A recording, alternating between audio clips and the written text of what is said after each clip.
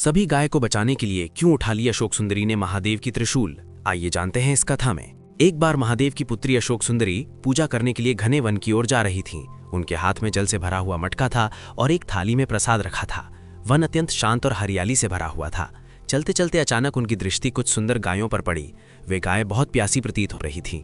सभी गायें प्रेम से उनके पास आईं और जैसे मानो विनती कर रही हों, बेटी, हमें बहुत प्यास लगी है, क्या तुम अपने मटके का जल हमें पिला दोगी? अशोक सुंदरी के हृदय में करुणा उमड़ पड़ी। उन्होंने बिना एक क्षण भी सोचे अपने मटके का सारा जल गायों को पिला दिया। फिर थाली में रखा प्रसाद भी एक एक कर सभी गायों को खिला दिया। तभी एक गाय स्नेह से बोली, बेटी, हमने तुम्हारा सारा जल पी लिया और सारा प्रसाद भी खा लिया, क्या तुम्हें बुरा नहीं लगा? अशोक सुंदरी मुस्कुराकर बोली, माँ, यदि आप प्रसन्न हैं तो मुझे किसी बात का दुख नहीं। मैं आपके लिए प्रतिदिन मटका भरकर जल लाऊंगी और तरह तरह की मिठाइयाँ भी लाऊंगी। आप सब सदा प्रसन्न रहें।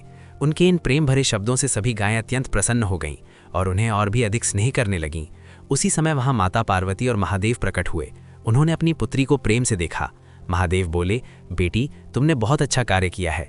एक प्यासी माँ को अपने हाथों से जल पिलाना महान सेवा है। माता पार्वती ने स्नेह से कहा, तुमने अपने प्रेम और दया से इन सबका मन जीत लिया है। आज तुमने हमें गर्व से भर दिया। तभी सभी गायों ने कृतज्ञता स्वरूप अपने मटकों में भरा हुआ ताज़ा दूध अशोक सुंदरी को अर्पित किया। अशोक सुंदरी आनंद से वह दूध ग्रहण करने लगी। इतने में वहां एक दानव आ पहुंचा। वह क्रोध से बोला, मैं इन सभी गायों को खा जाऊंगा। यह सुनकर अशोक सुंदरी दृढ़ स्वर में बोली, तुम इन्हें क्यों खाना चाहते हो? ये कितनी पवित्र और दयालु हैं। अपने मीठी दूध से न जाने कितने बच्चों का पेट भरती हैं। ये माँ के समान हैं। हमें इनके चरणों का सम्मान करना चाहिए, ना कि इन्हें हानि पहुंचानी चाहिए। परंतु दानव ने उनकी बात नहीं मानी और एक गाय को उठाकर खाने के लिए ऊपर उठा लिया।